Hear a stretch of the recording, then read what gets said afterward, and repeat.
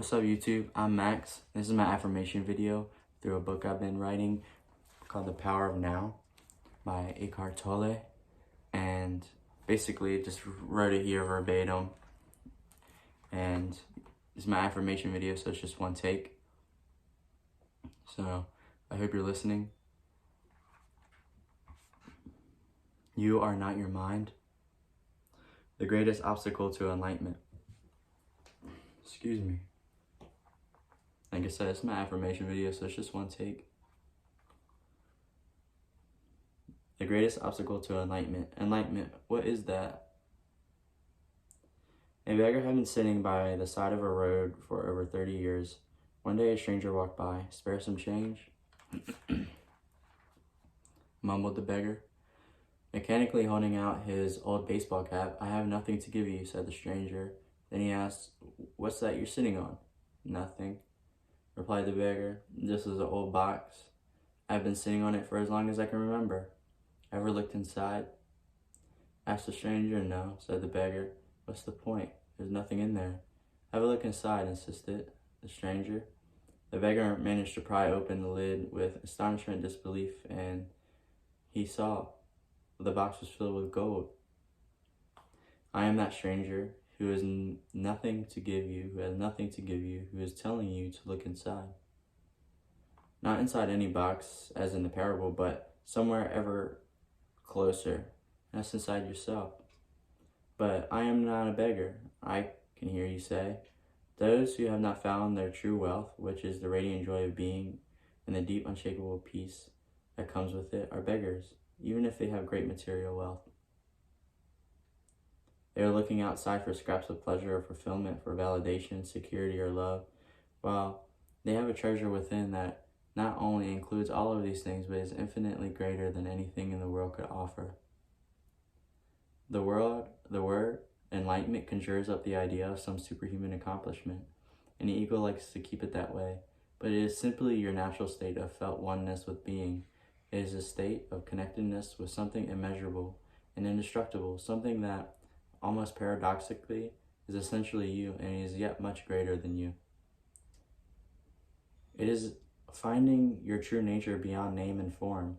The inability to feel this connectedness gives rise to the illusion of separation from yourself and from the world around you.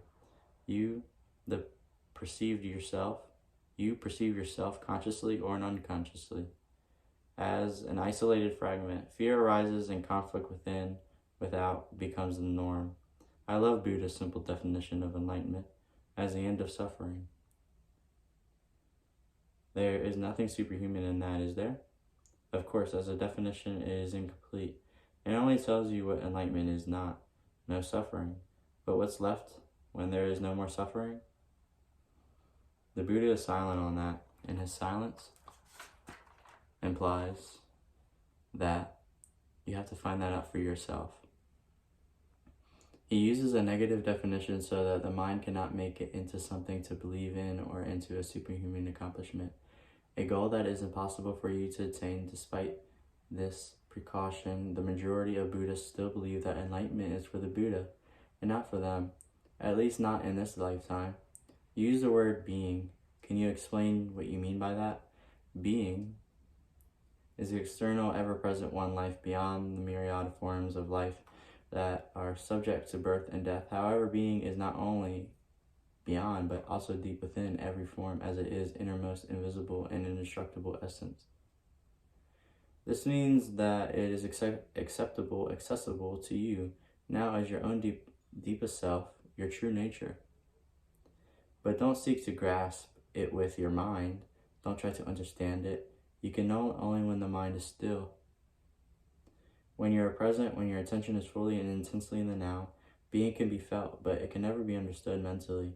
To regain awareness of being and to abide in that state feeling of realization is enlightenment. When you say being, are you talking about God? If you are, then why don't you say it?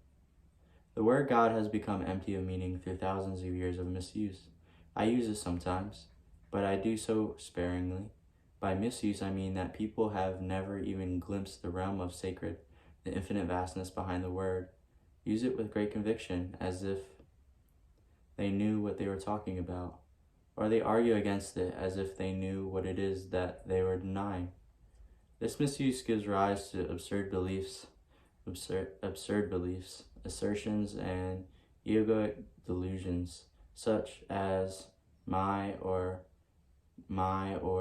God is the only true God and your God is false, or the famous statement, God is dead. The word God has become a closed concept. The moment the word is uttered, a mental image is created, no longer perhaps of an old man with a white beard, but still a mental representation of someone or something outside you, and yes, almost inevitably a male someone or something. Neither God nor being nor any other word can define or explain the reality behind the word. So the only important question is whether the word is a help or a hindrance in enabling you to experience that towards which it points. Does it point beyond self to that transcendental reality? Or does it lend itself too easily to becoming no more than an idea in your head that you believe in a mental idol? The word being explains nothing. Excuse me. The word being explains nothing, but nor does God. Being, however, has the advantage that it is an open concept. It does not reduce the infinite invisible to a finite entity. It is impossible to form a mental image of it. Nobody can claim exclusive possession of being. It is your very essence.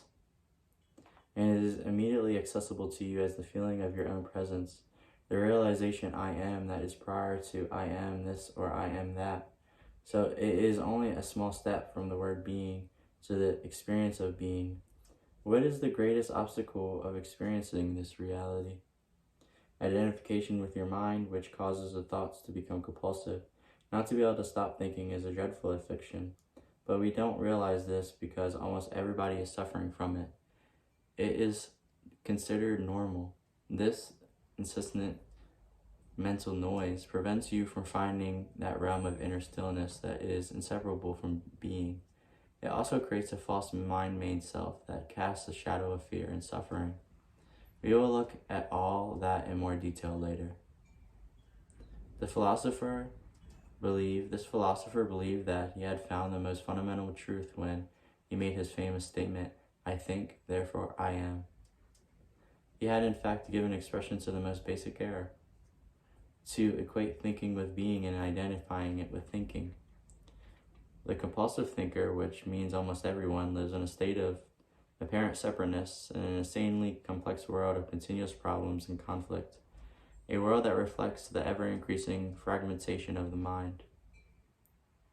Enlightenment is a state of wholeness, of being at one, and is therefore at peace, at one with life in its manifested aspect, the world as well, with your deepest self, and life unmanifested, at one with being.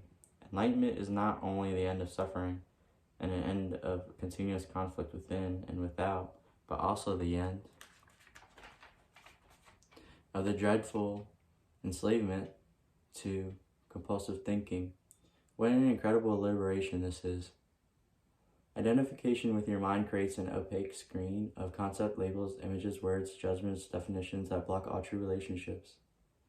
It comes between you and yourself, between you and your fellow man and woman, between you and nature, between you and God.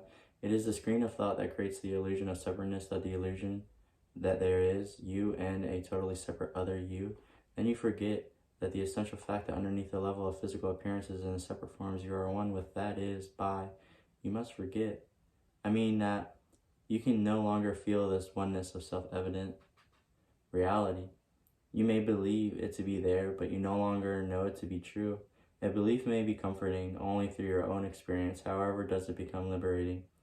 Thinking has become a disease. Disease happens when things get out of balance. For example, there is nothing wrong with the cells dividing and multiplying in the body, but when this process continues in disregard of the total organism, cells proliferate and we have disease.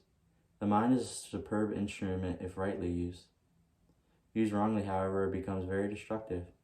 To put it more accurately, it is not much that you use your mind wrongly. You usually don't use it at all. It uses you. This is the disease. You believe that you are your mind. This is the delusion, the instrument that's taking you over. I don't quite agree. It is true that I do a lot of aimless thinking, like most people do, but I can still choose to use my mind to get and accomplish things. And I do that all the time. Just because you can solve a crossword puzzle or build an atom bomb doesn't mean that you use your mind. Just as dogs love to chew bones, the minds love to get their teeth into problems. That's why it does crossword puzzles and builds atom bombs. You have no interest in either. Let me ask you this. Can you be free of your mind whenever you want to? Have you found the off button? You mean stop thinking altogether? No, I can't accept maybe for a moment or two. Then the mind is using you. You are unconsciously identified with it, so you don't even know that you are its slave. It's almost as if you are possessed without knowing it. And so you take the possessing entity to be yourself. The beginning of freedom is a realization that you are not the possessing entity, the thinker. Knowing this enables you to observe the entity. The moment you start watching the thinker, a higher level of consciousness becomes activated. You then begin to realize that there is a vast realm of intelligence beyond thought, that thought is only a tiny aspect of that intelligence beyond thought.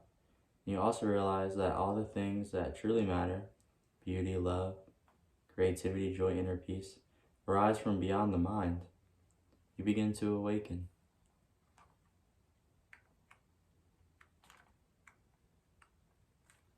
That was You're Not Your Mind, The Greatest Obstacle to Enlightenment, Power of Now by Eckhart Tolle. And like I said, I wrote it here. And these are my affirmations. This is one take. Excuse me. I hope you're listening. This is my affirmation, so this is for life. I'm Max, and I'm out.